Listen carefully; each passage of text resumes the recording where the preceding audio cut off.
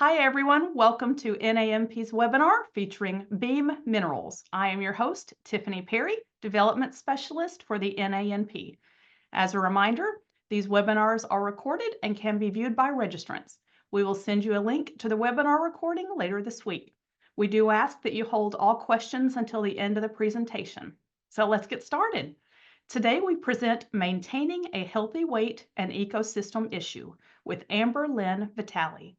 Amber is a CN, ACC, BCHN, CDSP, and is the Clinical Director for Beam Minerals. She is also an Ayurvedic clinical consultant on faculty as an instructor with Wild Rose College of Herbal Medicine. Amber is a contributing instructor for Big Bold Health in their Immunorejuvenation series, and she sits on the advisory board for Natural Practitioner and Taste for Life magazines. Amber has maintained an integrative nutrition practice since 2003 in collaboration with functional medicine healthcare providers. She is passionate about traditional foods, herbs, and regenerative farming, and incorporates these important lifestyle concepts into her nutrition education. In 2020, she and her family of four moved from Brooklyn, New York to a 25-acre farm in Montana where they raise sheep, ducks, chicken, and border collies. This is where Amber now puts theory into practice, rejuvenating the soil to improve plant and animal health, as well as that of her family and community. Welcome, Amber. Thank you so much for joining us today. Tiffany, thank you so much. You do such a great job. Wow, I'm so excited. This is such an honor to be here with you and for you and part of you. A big dream for me. So I'm going to jump right into it because I have a lot to cover.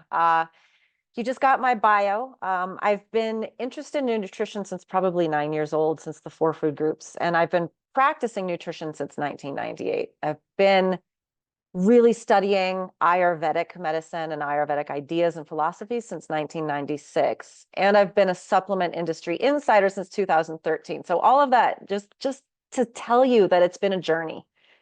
And the same journey some of you have had, I already know, and some of you are on, I know. And it has led me to be much more simplified in what I understand that our clients need and that each of us needs for health. I've seen all the fancy stuff and I keep thinking, really, why is it so complicated? Why do we make things so complicated? Why do we have everything in such a reductionist model? Why can't we get back to things the way that nature intended? So I kind of have 2 mantras. One, what would my ancestors do?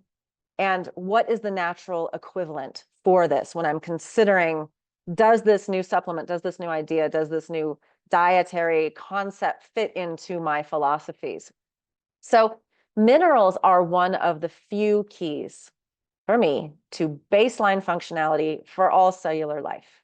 And there are other things, as I know you know, that contribute to cellular functioning. And we are going to go over that. But really, I'm making the case for why minerals play a huge role in ecosystem balance that helps us attain and maintain a healthy weight. And before we go any further, before we even talk about agenda, I really have to kind of set the context. We've all been through school where we've been taught to think about the body as organs that are in systems, that are parts, that are separate. It's like a philosophical concept as well. And so if we or even our clients are having an issue with weight, and it could be over or under. However, most of the people that come to us are looking to lose weight. Our hardest clients are the ones that are trying to gain weight, right? Because they've been ill or have an issue with gaining weight. That can be even harder for us. But we see so many more people trying to attain a healthy weight by losing fat and improving all their other markers that go with that.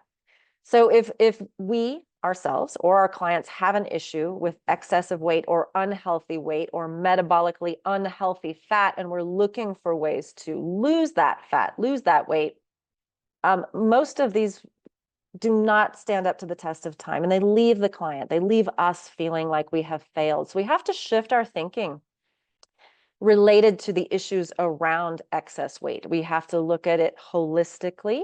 That's what we do.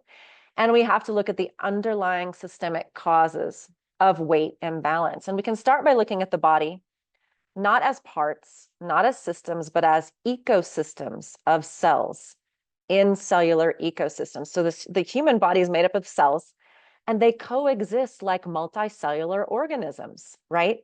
In cellular ecosystems that are in this continuous process of balancing requirements. And much of this balancing of the hormones, of our blood sugar, our insulin response, thyroid, the pH, the adrenal function, just to name a few things, it's all also fueled at the cellular level. So this general context is so important because it gives us a new perspective as we jump into our agenda for this webinar, where we are going to discuss something that's called the hidden hunger. And I wonder if some of you have heard about that.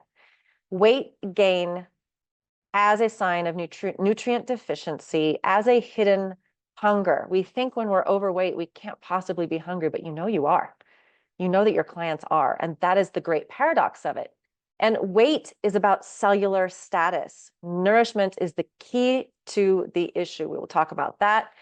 It is an ecosystem imbalance. We have to look at the internal and external factors of ecosystem balance and imbalance. And we need to learn how to fuel our cells, how to nourish the body. For this, we have to go back to a few essentials of metabolic health, metabolism being inside the cell, not metabolism as we use it in common vernacular. And then I'm going to talk to you about beam minerals, which are considered plant-based minerals, and why that is foundational support and why it is different from what we typically do. So let's first talk about hidden hunger. So issues with weight, we often look at it through this microscope instead of a sign of the whole system status and ecosystem status. We were taught to think, well, we eat too much or we don't exercise enough, the old calories in, calories out. But we need to shift that. And we need to think that if people who are overweight might actually be starving at the cellular level, this is actually true. Overweight does not mean overnourished. Overweight is the body's attempt to replenish nutrients that are deficient and depleted due to both internal and external factors, both factors we're born with and factors that we've entered into in our lives. There's a huge difference between overfed and overnourished, and really hardly any of us today at normal weight, underweight, or overweight could say that we are actually overnourished. It is a struggle to remain properly nourished. When it comes to weight gain, we tend to overfeed to compensate for being undernourished at that cellular level. And we consume calories in excess of our energy needs because our cells are just seeking these nutrients that they're missing. And we store energy because the cells learn that there might be a shortage coming up. We might decide to go and just starve them for most of the day. And so then when we pig out at night because we can't take it anymore, they've learned, pack it in, save it, store it, and slow down the activity and the energy expenditure so that we can hold on to some of that energy. It's actually been discovered, and I wonder if you've heard about this, that the dominant phylum of gut microbes in people who are obese are types of microbes that can literally free up more calories from the food that you eat than those that exist in people of healthy weight. These microorganisms are really good at literally digging through the trash of the ultra-processed food that we might be eating and foraging for more nutrients. And in that process, they literally liberate more calories. You don't actually necessarily receive all of the caloric energy from all the food that you eat. It depends on so many things. But people who are obese and overweight, especially long-term or in communities or in cultures that are typically, by and large overweight, these organisms free up more calories. That's the odds are stacked against you at that point. So once the cells are fully nourished, we aren't going to crave anything. When cells have all the cofactors they need for clean, aerobic energy production, we feel balanced. We feel like we have plenty of energy. We don't feel like we need to eat something in order to get through our day.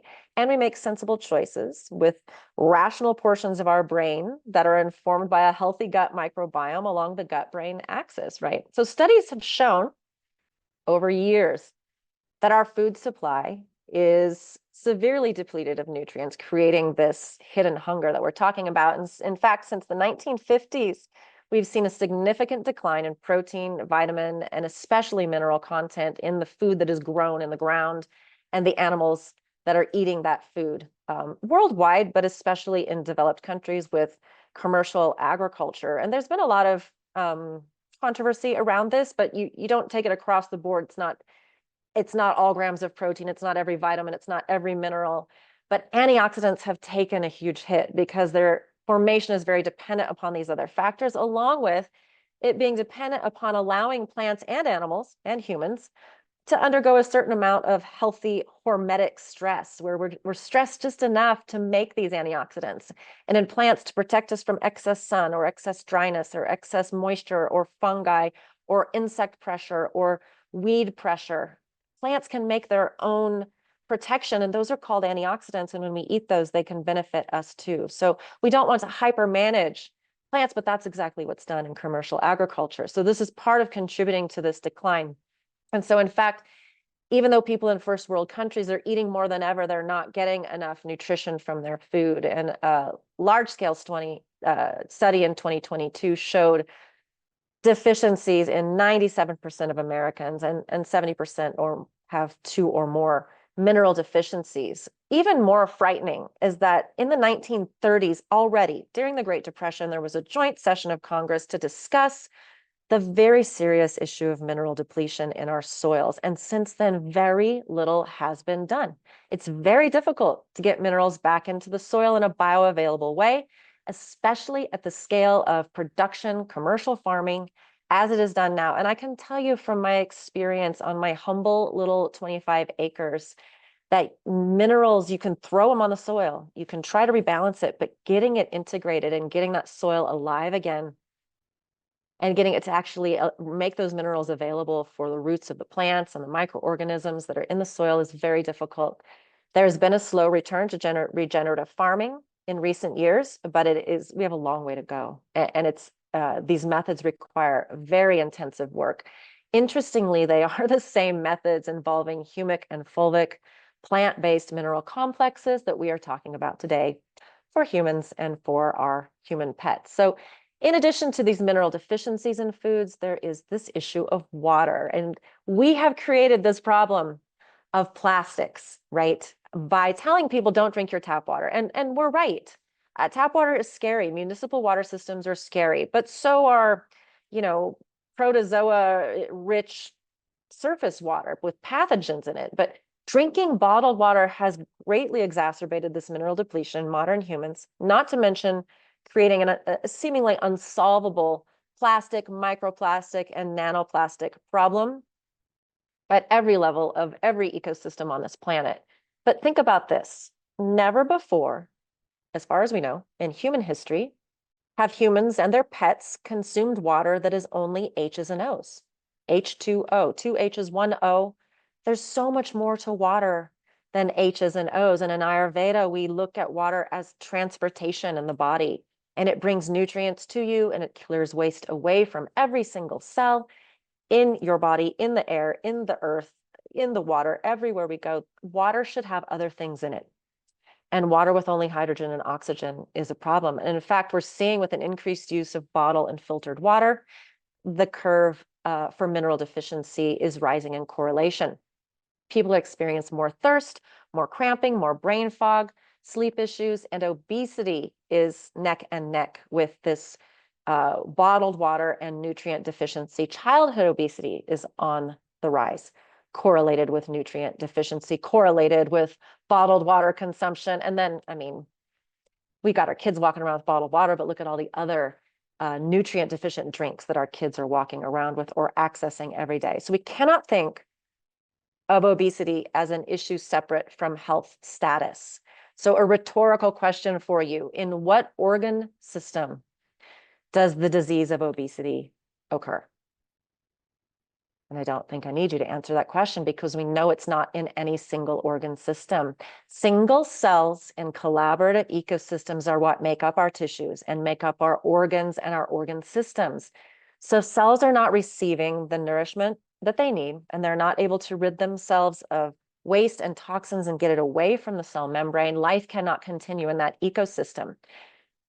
The health of the soil suffers, the health of a plant suffers, the health of an animal suffers, the health of an aquatic ecosystem suffers, and our health suffers. It's not the organ or the organ system that is failing. It is the cells in that system. So this Cellular nourishment is the key issue. We have to understand that cells are the basis for life, and they have to be properly nourished. All living things consist of a vast number of cells. Life began as single-celled organisms, which do still exist on this planet, interacting with us inside and out. Our lives as humans and those of our pets and every single plant and animal that we eat is dependent upon cells. They work together. And there is a technology for delivering nutrients and for removing waste from every single cell. We didn't make it up at Beam. You know, it's not been made up in a laboratory. This technology already exists, and that's what we're getting to today. So think of your cells as if you were living in a big apartment building or in a subdivision. Imagine if to get food into your home, your cell, 10 neighbors had to pass it down to you. So if you're in an apartment building, it had to be passed from one wall to another wall to another wall to another wall to get to your apartment. And I used to live in an apartment in Brooklyn. And imagine if to get any delivery, it had to go through 5 neighbors first. That would be very inefficient. The likelihood that I would get it in New York is pretty small in the first place. What if to get my garbage out, I had to pass it to one neighbor, they had to pass it to the next neighbor, they had to pass it to the foyer, somebody had to bring it out on the street, and then someone has to pick it up on the street, right? This is inefficient. Our cells don't work like that. Every cell is bathed in fluid. All that fluid should have in a natural ecosystem, a technology to bring nutrients in and get waste out of the cell and away from the cell. So this is what we are looking at for true mineral replenishment. We humans have about 37 trillion cells with human DNA. The rest of them, just as many or more, are single-celled microorganisms that make up our microbiota of our noses and our eyes and our ears and our mouth and our digestive tract and our skin. They also need nourishment. They also need this cellular mineral replenishment. Every single cell on this planet needs that. So what fuels all of this cellular functioning? Well, minerals and amino acids. And both are essential. There are 9 amino acids that you have to ingest. And guess what? And I know you know this, but our clients don't always know it. The body doesn't make them. We can't turn our excess calcium that we took into molybdenum when we need it. We're not able to do that. The sun can do that. You know, there's particle colliders that can do that, but we don't do that. We either eat it or we don't. It's either there or it's not. It's in the soil or it's not. It's in your water or it's not. It's in your food or it's not. You can't just make it out of thin air. You can make vitamins. You can make certain amino acids. You can make certain fats. But these minerals, you've got to take them in. And plants too, they are not making them. It's in the soil or it's not. If it's not in the soil, it won't be in the plant, period. So the body needs a lot more minerals than most people think. But beyond that, they need to be in the right ratios to one another. And we are way out on a plank over a, torrential ocean that, we mega dose certain minerals, these 7 over here, macro minerals, without ever thinking of the extreme importance of trace elements and things that are in barely perceptible amounts, but have very important functions in the body. And our bone is our reservoir. And no wonder we have so many problems with bone breakage and bone density, because our body just keeps saying, strip some more bone. We need to find some strontium. We need to find some vanadium. We need some molybdenum. We need some manganese, something trace that we should be getting, that humans always got by drinking from rivers and lakes and streams and ponds and eating food right out of the soil and eating food that ate food right out of the soil, that we don't do anymore. We are so isolated from these natural sources of everything that makes us up. The human body is made up of about 46 elements in varying macro and micro amounts. Minerals are some of these elements working together in dyads, triads, and quads. Some elements don't form minerals. We're made up, most of the weight of our body is 3 gases: oxygen, hydrogen, and nitrogen. That just trips me out. I just threw that out there because it makes me sort of trip out all the time. You would think we would float away like a balloon, but we don't. So minerals affect everything. There are over 1,000 different reactions in the body where minerals are mission critical. Additionally, they fuel the energy production in the mitochondria. And if we don't have them, we will not function aerobically. Cells that have the necessary mineral and amino acid cofactors function aerobically using the electron transport chain in the Krebs cycle, making ATP 12 times more ATP than when the cell does not have the mineral cofactors that it needs at the mitochondrial level. Then the cell operates anaerobically, 1/12 of the energy is made. Do that math. Most people can't even fuel all the power plants in their body. And what happens when we don't have enough energy in the house? If you don't have enough energy, you can't pay the electrical bill in your house. You start closing off rooms, closing off the back bedrooms, the bathroom, the garage. You turn out lights, you turn off heaters, and you just exist in the center of the house. And this is where our health problems come from. Our skin isn't healing, our hair is falling out, our vision is failing, our breath is bad, our digestion isn't working. These are all the reasons that people come to us. And obesity and overweight and metabolically unhealthy fat deposition is an absolute result of shutting down those processes and not having enough ATP in these power plants. So most of us are at about 1/3 of our required capacity of energy production to fuel all of the cells for all the things that we need to do. And all the glands and secretions and hormones and neurotransmitters and axes and everything that contributes to maintaining a healthy weight are dependent upon these cells functioning optimally. And it's just not happening. So we want to reframe this weight loss question. We want to reframe this overweight issue and look at it as an ecosystem imbalance that is resulting from deficiencies in nutrients, starving cells, and there are both internal and external factors. So let's look at some of these factors. So I kind of decided to just put it all up there because I know y'all are reading the slide and you want to get ahead of me, and I'll just kind of blab on about it while you read about it. And we could discuss, we could actually definitely have a debate about what's internal and what's external because they do merge quite a lot.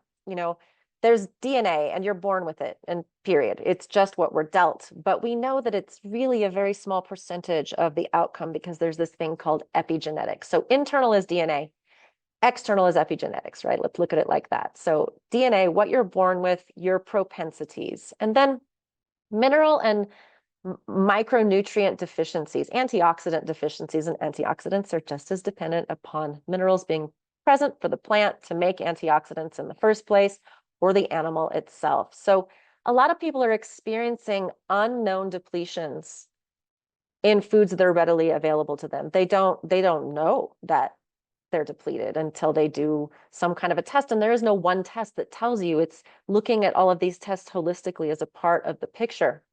A big thing is the microbiome health, the imbalance or balance of the microbiome. If you're born by C-section, if you were formula fed instead of breastfed, if your family didn't know and didn't believe in a lot of skin-to-skin contact, if you were kept up off the floor, if everything was sprayed with Clorox and wiped down with Clorox wipes, this is going to affect what kind of a microbiome you have. Also, what were you fed, right?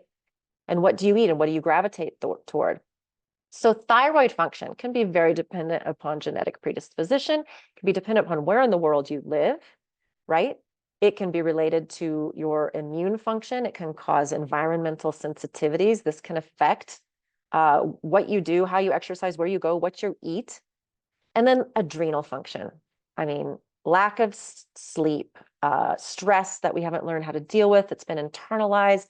We get adrenal fatigue. This affects our energy expenditure, how much energy we need, how much energy we can actually generate. And it then affects our weight, whether we're at a healthy weight or not. And then what about mental and emotional issues? These are internal factors a lot of our clients may be dealing with. The first thing I think of is toxic thoughts. And our thoughts originate from within, but they affect our whole being. They affect us physically. And it's just a point that I always have to come back to, because every client that is in front of you, and if you're even working with yourself on overweight, lack of self-love is transgenerational, and it is the root of every person's choice not to treat themselves as though they deserve the best health possible. So at the root, that is what we are looking at, is a lack of self-love. Sorry, I just zooped ahead. Now you know what's coming. So what about external factors? So global and cultural norms. This is always interesting to me. People coming from other countries. If you grew up in the Caribbean and you're used to getting a chicken from the backyard and that was dinner one time a week, or you had a pig in the backyard. And I'm not saying it's like rudimentary rustic living. That is so common in so many parts of the world. But you come here and you're like, it's easy. You go to the grocery store, you buy chicken, you buy pork. It's not the same thing. And so people coming from other countries don't know that. What about family food culture? We pass down our likes, we pass down our dislikes, our habits, our tradition, our stress around the dinner table. How were we cared for as a child? We had no control over how we were raised, what food we had access to, whether we had cereal for breakfast every day or a home cooked meal, where our parents got the food. The quality of food is something that most of us just don't even realize what it is, or even know how to have control over it. And then marketing. It started out as radio, then it was TV and commercials in between cartoons. That's my generation. And now it's social media, which tells us what to eat and what to crave, but it also tells us to try all these crash diets, crash fads, crash supplements, crash systems. It's constantly getting us to try something that is going to cause us to fail again. And so what about external factors like stress and trauma? We've had some amazing speakers at HealCon talking about stress and trauma and the effects that it has on our health, and that we have to be very aware of that in our clients, that these may be huge contributors. It changes your microbiome. It changes your gut-brain axis. It changes your adrenals. It changes things at the cellular level. And stress depletes us of minerals, period. End of story. We know that. And then what about medications that people are on? Antibiotics, hormones, antidepressants, anxiolytics. There's a lot of medications that can cause nutrient depletions, and that then leads us to have difficulties balancing our weight. So when external factors exacerbate internal issues, and that leads to more problems with weight loss or with being overweight and having a hard time attaining and maintaining a healthy weight. So I kind of rearranged the order of this because I think there's a lot of things that go together here. Crash dieting, starving, and fasting. And I don't mean intermittent fasting and time-restricted eating where you're actually hyper-nourishing yourself. You're really focused on nutrient-dense food. I mean this like, oh, I overdid it yesterday, so I'm just not going to eat today. This sort of self-sabotage. So crash dieting, starving, fasting, over-exercising, heavy detoxing, diuretics, and laxatives. These are all forms of self-hate. They are forms of eating disorders. And we can, call them what we will, but they all go together. Sudden dietary changes, while well-meaning, and over-supplementing are types of orthorexia, which is also a type of an eating disorder where we're trying to get control. And all of these raise stress hormone production in the body. They tell the body, you are in danger. And the body goes into a fight, flight, and freeze response. And this then leads to internal symptoms of a sense of depletion, of fatigue, of anxiety, feelings of lack and failure. It leads to cravings, coping mechanisms, depression, a sense of fatigue or hopelessness. And I know we've all experienced this as we're trying to help our clients in our journeys as practitioners. We put them on foods that are supposed to be good for them, and all of a sudden they're sensitive to new healthy foods. It's like one of the most frustrating things. This is a stress response of overdoing it, not doing things slowly, gradually, and not fueling at the cellular level first. So what if overweight is not an issue of a lack of control that should be addressed with short-term tactics? What if it is an ecosystem issue? And ecosystems, as we know, you have to have balance. So when we create more stress by using ineffective, destabilizing methods, short-term methods, we deplete the body further. We throw it further out of balance. And so rather than managing the results of depletion, overweight in this case, with tactics that create other problems, more stress, more cortisol hormone, more adrenal fatigue, more toxic thoughts, why don't we look under the hood and understand how we can get closer to the source of this issue by really understanding how the cells work in the first place? So metabolism affects weight gain and weight loss. Now, metabolism it's not like I have a slow metabolism, I have a fast metabolism. We're talking about metabolic sufficiency at the cellular level, right? And so a deficiency in minerals, electrolytes made from elements, a deficiency of these creates an imbalance in the cells, and it especially affects things that are very much related to being overweight and not being able to balance that weight. It affects your HTPA axis, hypothalamus, thyroid, pituitary, adrenal function, right? It affects your neurons, and then what part of your brain is firing up with neurons, right? The amygdala is this sort of survival level that just says, go eat carbs, we need to run up a tree really fast, right? Your liver, which needs to do continuous detoxification. The kidneys, I mean, in Chinese and Ayurvedic medicine, the kidney and adrenal is one energetic complex. And so when we talk about the adrenals, the kidneys are suffering from that. And the way that we drink water and the way that we drink electrolyte mixes with color and flavor is actually really taxing our kidneys. Ask anybody who is in Chinese medicine and who is in Ayurvedic medicine. They will all say that the way that we drink water with only H's and O's in it is taxing our kidneys. So here you go. Here's some tea. What is the natural equivalent of overcoming that problem? Infuse something in the water. And we especially have to do that now that there's only H's and O's in the water. So this results in an imbalance of energy, an imbalance of our blood sugar, an imbalance in our insulin production, and insulin being actually taken up by the liver, and that signal saying take the sugar out of the bloodstream and do something with it. And then it affects our lipid profiles, otherwise known as cholesterol.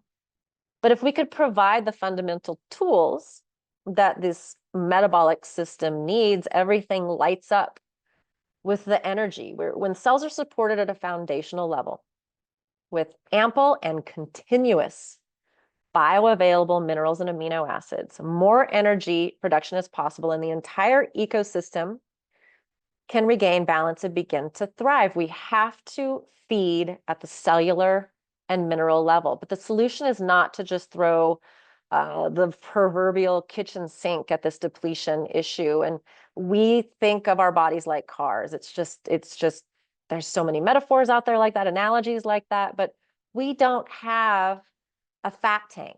We don't have a sugar tank. We don't have a protein tank. We don't have a calcium tank. We don't have a magnesium tank.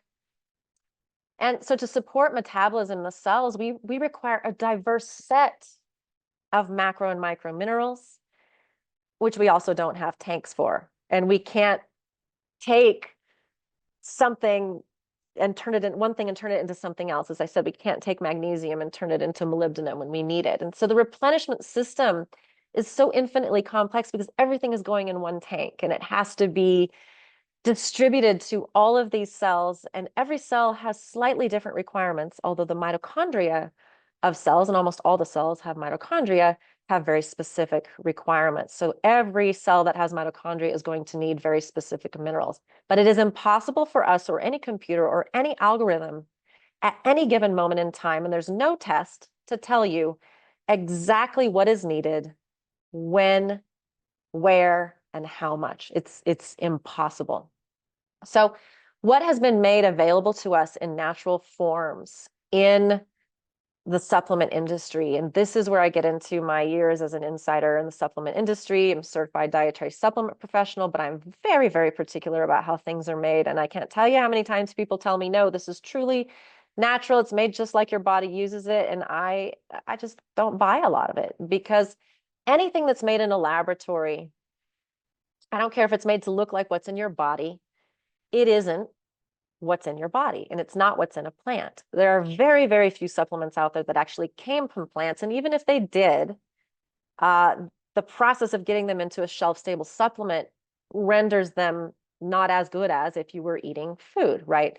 There are reasons that we need these laboratory-created supplements. I am not swiping them all off of the table and under the rug, because there are people who can't eat food. There are people who need elemental diets. There are people who need very frank intervention on certain things because of genetic congenital defects and things like that. We need these, but we don't all need them every day. Our baseline replenishment in order to address ecosystem imbalances such as overweight, we need something that the body can actually recognize. So all of this is much more of a pharmaceutical model, much more a targeted approach. It's much more of a reductionist model. And this is one of those things where I'm like, why do we make it so complicated?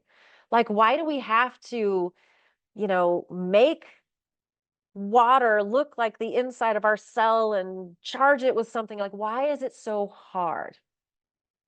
There has to be another way. And that's kind of how I got to where I am right now. So if we want the body to be nourished, we have to think about it as an ecosystem, and we have to shift our thinking to replenishment, not supplementation. Supplementation is going to come way after replenishment. Replenishment is, let's just get every cell online doing what it is designed to do and having enough fuel in the form of mineral cofactors to power the power plant so the cell can actually perform its functions.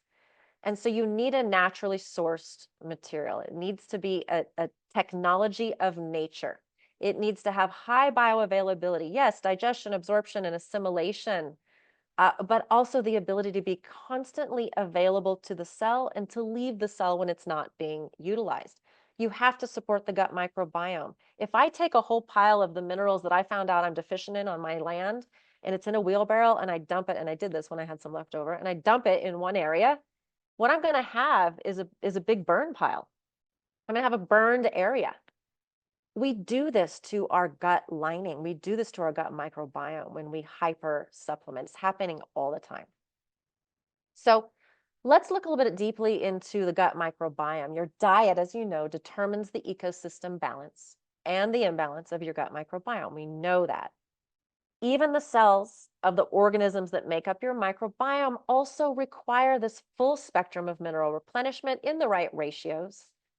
And ultra-processed foods attract and support a population of microorganisms that are going to thrive on salt and sugar and mineral-depleted foods, period. This then generates dirty byproducts, dirty energy, and affects the overall health of the gut microbiome, which ultimately affects your gut-brain axis, which ultimately affects your thoughts, your feelings, and contributes to cravings and eating disorders. And nutrient-rich diets attract the opposite. They attract microorganisms that utilize clean fuel, essential minerals, amino acids, essential fats, structural fats, and supports healthy metabolic function and energy production in the body. We want polyphenols. We want ionophores and flavonoids. We want mineral transport into cells. That is what these types of things will give us. And we're going to talk about how we get them in plant-based minerals in a moment. So metabolism is about how the mitochondria function in the cell at the cellular level. And so when we say, I have a slow metabolism, that's why I can't lose weight. That's why I'm overweight. Let's shift our thinking. Let's shift our clients' thinking to say, my cells, I learned my cells do not have the nutrients, the minerals, the cofactors that they need to metabolize efficiently. Therefore, I have cravings, which cause me to consume too much food and too many calories and too much food energy because my cells are literally starving. If my cells were not starving, I could make better food choices. It is not a matter of willpower. It is a matter of providing the cells what they need. So refined sugars, carbs, salts, these offer short-term dirty energy, dirty fuel, and they drive anaerobic fermentation, and they yield 1/12 of the ATP, that clean fuel, pure amino acids, good fats, healthy mineral cofactors can yield. What about the cell membrane? I'm not telling you anything you don't know, but it begs to be repeated because some of you might be newer to nutrition and to being a counselor of nutrition, a consultant, a health coach. None of these, canola oil, soybean oil, corn oil, peanut oil, margarine, cottonseed, none of these should be consumed. Some of them we don't even eat. Rapeseed, cottonseed, nobody eats that. You can't get oil out of a soybean or a corn kernel when you squeeze it. Why are we feeding people this stuff? It does not help the cell membrane to have these fats in the cell membrane. So we want this out. We all have fat. We all have excess fat. We all need fat, but there is a huge difference between metabolically healthy fat and metabolically unhealthy fat. Metabolically healthy fat in our bodies in our cell membranes promotes efficient cellular metabolism. It also creates a cell membrane in which proteins can move efficiently to where they need to be and allow nutrients to enter the cells properly. So deficiency, depletion, and the body's struggle to access the nutrition that is put into it, that we put into it. We're putting food in our mouth, but the body is struggling to access nutrition out of it.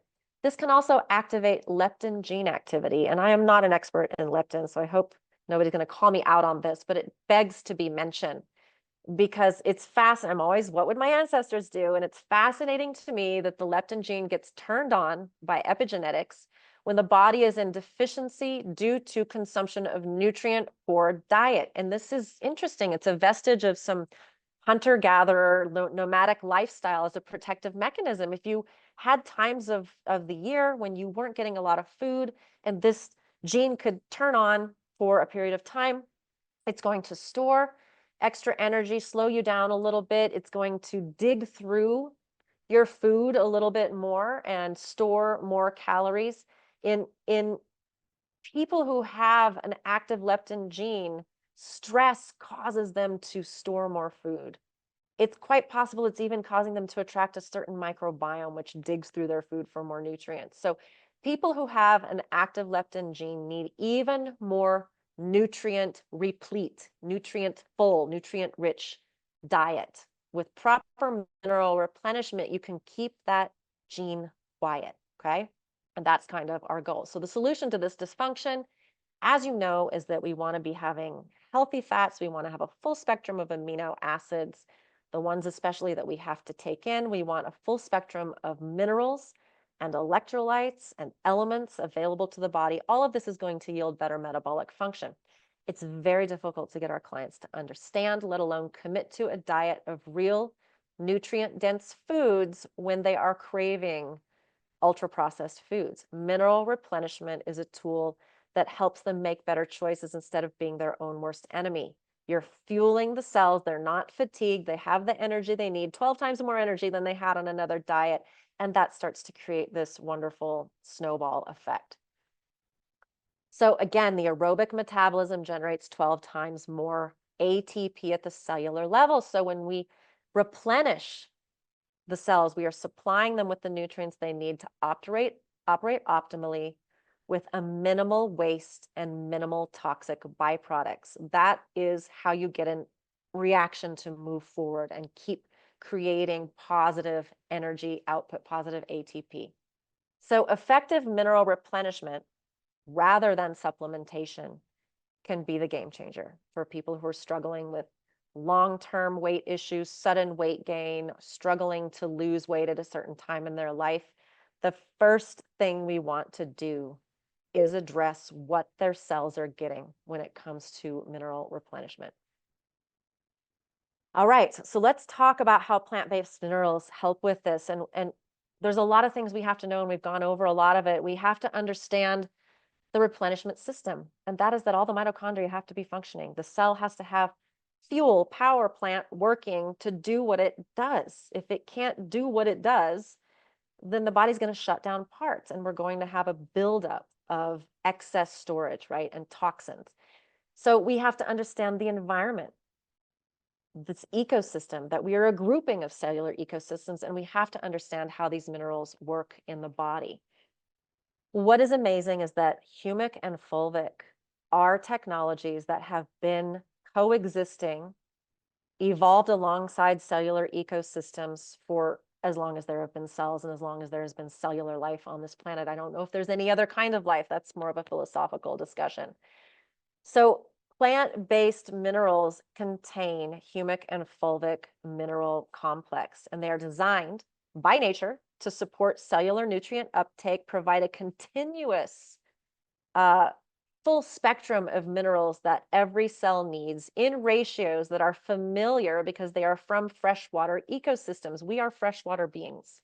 We can't drink salt water and survive. We drink fresh water to survive. We're freshwater beings. So our plant mineral ratios need to reflect those that exist in freshwater ecosystems. And fulvic and humic are recognized by the body as beneficial substances. So what about this term plant-based? Where does plant-based come from? Well, plant-based has meant a lot of things in the supplement industry. For us at Beams, it means it comes from plants, period. So just like your compost heap for your garden, or my giant compost heap out there from plants and animal waste for my 25 acres, plant-based minerals are created from the decomposition of freshwater plant material. In the case of Beam minerals, they are ancient. They are 65 million years old. So 65 million years ago, a meteor struck the surface of the Earth. Very fascinating event. This happened at the Yucatan Peninsula. It caused a major, massive extinction event, specifically, if you're interested, called the End Cretaceous Mass Extinction Event. And this led to massive rainforests at that time undergoing sudden extinction, sudden death, sudden decomposition, a huge stinking mass of compost decomposing all at once, and freshwater organisms breaking down all of their elements, all of their energy, rapidly decomposed and compressed over millennia into what is called a humate layer. And humate is the geological term for this layer, which in our case is 8 to 12 feet below the surface of the Earth, where all of the minerals, all the elements, even some amino acid, even some B vitamins exist, along with molecules like fulvic and humic molecules have been compressed, concentrated, and crystallized into this strata. It's completely pure. It's actually in the southwestern United States, and so it is respectfully and sustainably and easily sourced without affecting any other life of any other being on the planet.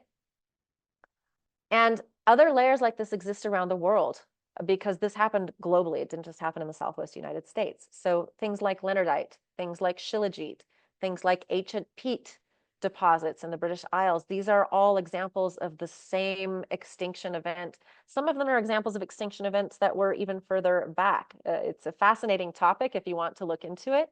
But our particular layer called humate, we know what our humic and fulvic molecules look like. We know what they do, and we know what the minerals are that are attached to them. And so, briefly, a fulvic molecule is smaller than a cell. It contains a full spectrum of minerals and elements and electrolytes attached to it, even some aminos and B vitamins. It is a flavonoid by shape, and flavonoids get to go in and out of a cell at will through 3 different pathways. Humic can actually help fulvic get in and out of the cell through one of those pathways. Fulvic molecules enhance nutrition uptake, and it is a nature's technology of mineral delivery, nutrients to the cell. It flips its polarity when it passes through the cell membrane simply by bond stress and bond energy. It can then grab anything that's drifting around in the cytosol the cell doesn't need while leaving things that the cell does need, and exit the cell. Outside of the cell, humic naturally every day, every moment of our life, because we eat and drink from the planet, except we don't anymore. Humic would be waiting outside the cell. It's too big to get in the cell, but it can pass between cells easily.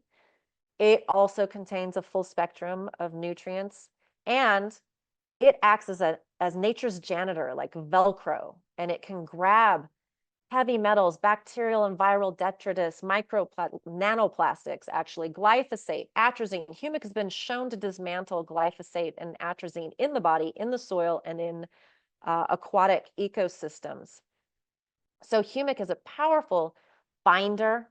When it grabs something, and it grabs a lot of things, it reaches a high enough molecular weight, and it will fall out of ionic suspension in your interstitial fluid, in your bloodstream, and will start to be eliminated in the Ayurvedic way through multiple channels: your sweat, your tears, your nasal secretions, even your earwax, sebaceous secretions from your pores, urine, feces, vaginal and seminal secretions. So a lot of our clients will feel irritated in these areas as they detox with something like humic. Humic and fulvic I use on my property here in Montana to bring the soil back to life and to remineralize the soil so that the plants that I grow and the animals that eat those plants are healthier. It's in the irrigation ditch that I use to water, because there's decomposition at the bottom of that irrigation ditch. But this is not where most people eat, and this is not where most people drink. And so with these fulvic and humic mineral complexes. We want them back in the water that you're drinking every single day, every sip that you take. We want these things in the water. So how are we going to support the attainment and maintenance of healthy weight at the ecosystem level? We are going to fuel first. You know not to detoxify a client if they are not properly nourished. I think we've learned that over the years. And Ayurvedic medicine for me has been huge in teaching me that you have to be well nourished before you can fast. You have to be well nourished before you can detoxify. There are very few exceptions. So if we want to support detoxification, caloric restriction, macronutrient restriction, time-restricted eating, intermittent fasting, we have to support metabolic function with essential minerals first and foremost. You and your client cannot will yourself out of being overweight because the causes are survival level issues in the body. They are ruled by the amygdala, and the amygdala wants crappy food now. Number 2, clean energy is what we want. Complex carbohydrates, yes, from fiber and resistant starches and polyphenol-rich foods. These all support the microbiome. That's great. Healthy fats support a fluid cell membrane in which protein channels can move, and it supports a healthy passive and active diffusion of fulvic and mineral complexes into and out of the cell and detoxification from the cell.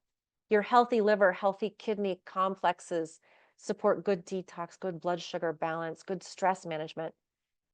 And these proper foods will support consistent energy fueled by cells where the mitochondria are getting what they need to produce ATP aerobically at 12 times higher capacity than dirty energy, leads to a healthier HTPA axis, hypothalamus, thyroid, pituitary, adrenals, cognition, and hormones. It leads to a healthy amygdala also.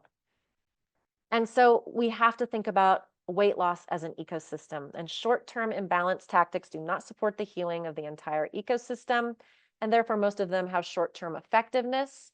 People feel like they have failed. They get these toxic thoughts, these looped thoughts. So we have to look at the ecosystem imbalances that created this systemic problem, and that is what will yield sustainable results for us and for our clients. All multicellular life uses fulvic and humic molecules to transport nutrients to toxins out of cells and to get those toxins and wastes away from the cell on the regular. There is no other way to do it. If we are not getting these things in our body, there is a very important function that our cells cannot perform. And I can't really say it with any greater importance. So let's talk just a little bit about where you get these things. We talked about humic, a detoxification molecule. We talked about fulvic, a nutrient delivery molecule and a cellular detoxifier. So electrolyzed in the green bottle is a liquid that does not taste. It has a slight yellowish color. It's full of fulvic, which is a flavonoid, which carries all of these minerals and electrolytes into the cell and then leaves the cell taking out things the cell doesn't want, toxins. This up-levels the mitochondrial function, and it is 100% bioavailable. We use electrolyze as a foundational mineral replenishment, and this is where we start with a lot of our clients because we can put it in every little glass or bottle of water that they take with them, and it tends not to have any kind of a cleansing crisis effect. So it's a great place to start, even with people who are super sensitive. It's great for athletes because they can use as much as they need, endurance athletes especially, and it's great for sensitive clients who aren't able to get the nutrients they need from brightly colored foods because they're sensitive to those foods. So it's an excellent place to start with all of our clients. MicroBoost is the humic. It does have fulvic in it, but it's predominantly that humic mineral complex. And so it is going to not only provide the full spectrum of nutrients, but it is also going to provide humic to the bloodstream because it is ionized. It doesn't need digestion. It gets right into the bloodstream, slips between those cells and is in the bloodstream and then in between the cells, waiting like Velcro to just grab on to anything that fulvic takes out of the cell or that the cell can eliminate itself. It's going to pick up heavy metals, atrazine, glyphosate, viral and bacterial detritus, nanoplastics, you name it, all the yucky stuff that we don't want in our cells. Humic is really good at latching onto, and ultimately it gets heavy, it falls out of ionic suspension and precipitates out through your detoxification pathways. It is a foundational mineral replenishment, but we don't always start here with people. It does provide extra immune support, hydration support, and is a full system detoxifier. But as such, it is not the best place to start with the most sensitive of our clients. We do have a great slow introduction method. You can actually scan this code here and be led to one of our articles where we talk about Herxheimer reactions. And that can help you introduce this slowly. So a lot of times we start with electrolyze, then we do the slow introduction of the humic micro boost. We get up to that ounce max of micro boost humic mineral complex, but electrolyzed fulvic we can take more of as our needs are higher. And there are many different reasons why a client's needs might be higher. And so when people are overweight, they're often very sensitive environmentally. So electrolyze is really the best place to start. We have another great product, which is a capsule. And while it's very convenient, it does require digestion and it is very potent. And so it's not the best place to start with sensitive clients. It is a great augmentation to the two liquids once you have somebody already up to their optimum dose on the liquids. If they're already used to taking the liquids and they go travel, they can take the capsule with them instead of the liquids. But we don't start here, especially not with our most sensitive clients. And there are a few other contraindications for electro boost. So I know that part was pretty quick. We have all kinds of ways to give you more information about the products themselves and how to use them. So I know I don't have a lot of time, Tiffany, but I'll be here for the long term for as long as people want to ask any questions. That's great because we do have 2 questions here.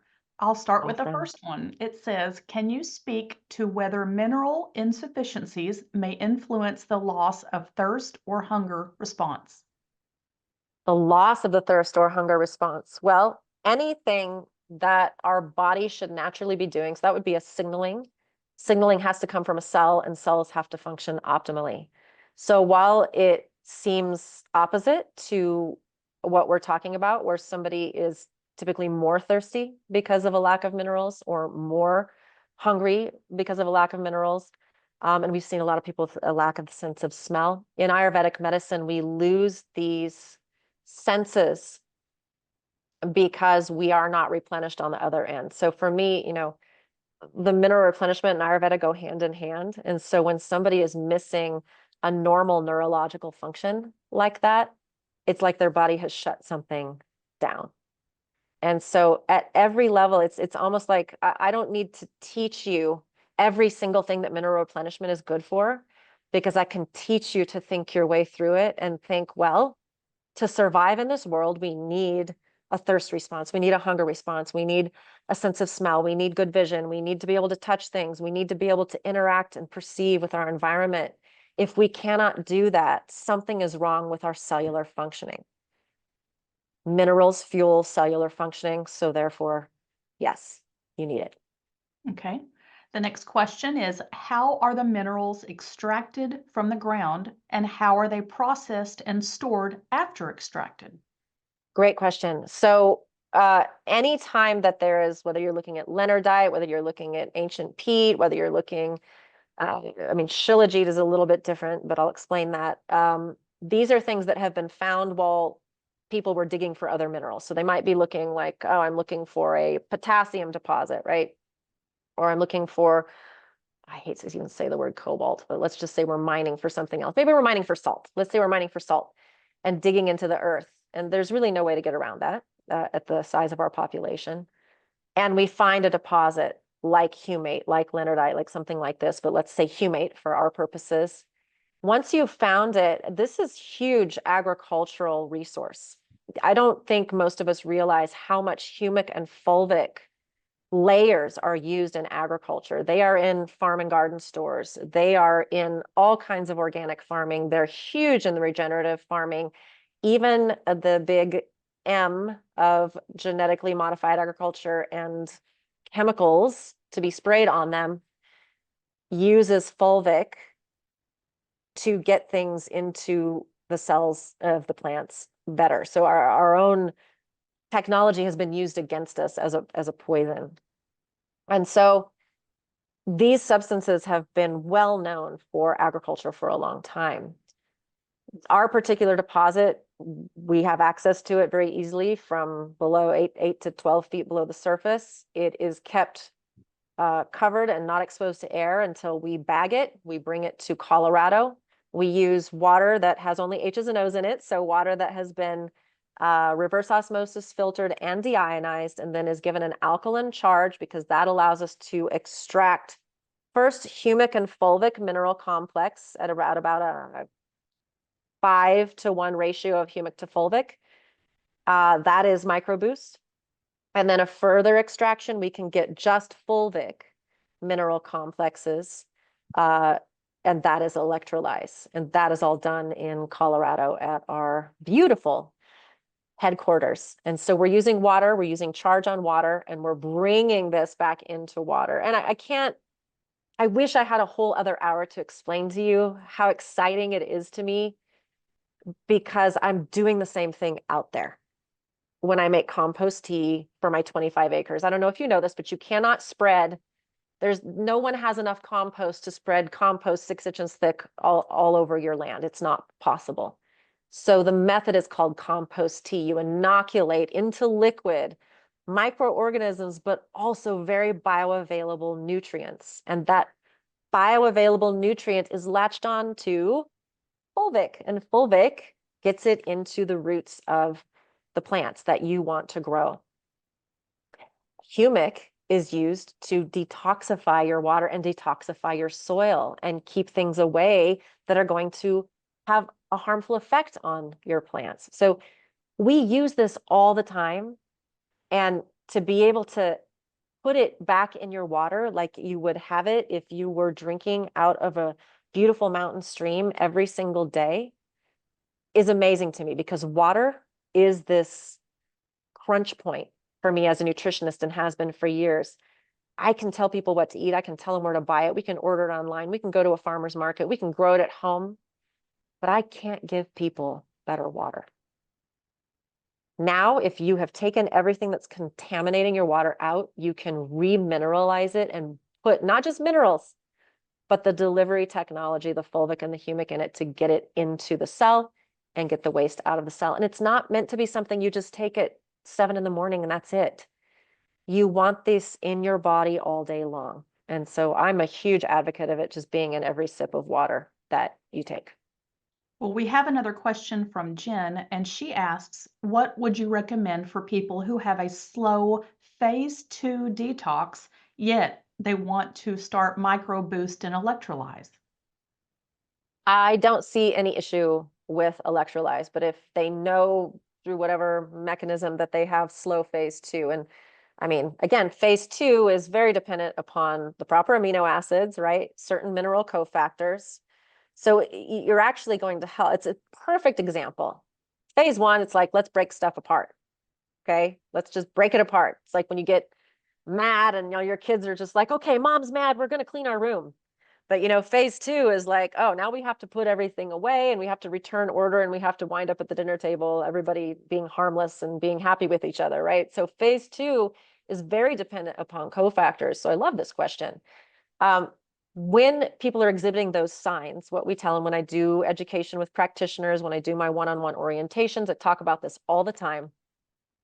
If you know that your client is a slow detoxifier, if they exhibit all the signs of, swelling, headaches, stomach aches, they get rashes, they get all of these signs of overburdened detoxification systems, we first just want to provide minerals to the cells. And so you just use the fulvic mineral complex, which is electrolyze. And honestly, we use it as long as you want. Again, this is something that there is no loading dose.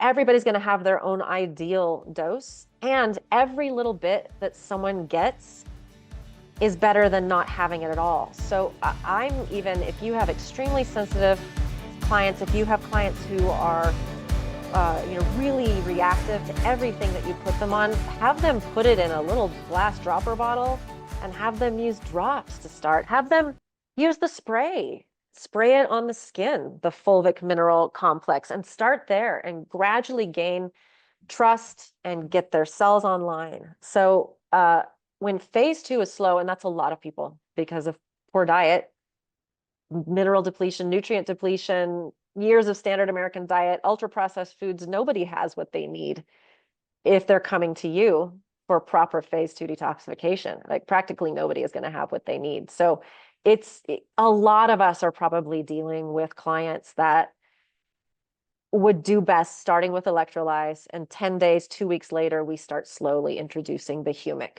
for that added detoxification. I wouldn't do, I mean, if I could go back 25 years, I wouldn't do any detox tea, detox tinctures, detox kits. I wouldn't do fasting. I wouldn't even do Ayurvedic fasting until I have had at least a month of full mineral replenishment. I want people's cells functioning. I want their power plants on, and I want them making that 12 times more ATP aerobically before we go and try to do anything. I wouldn't have them start an exercise regimen, and I wouldn't test them until I have given the cells what they need to do what they're programmed to do. And Amber, I do want to share a comment with you. Someone said this has been the best explanation of Beam Minerals process and extraction that I've heard.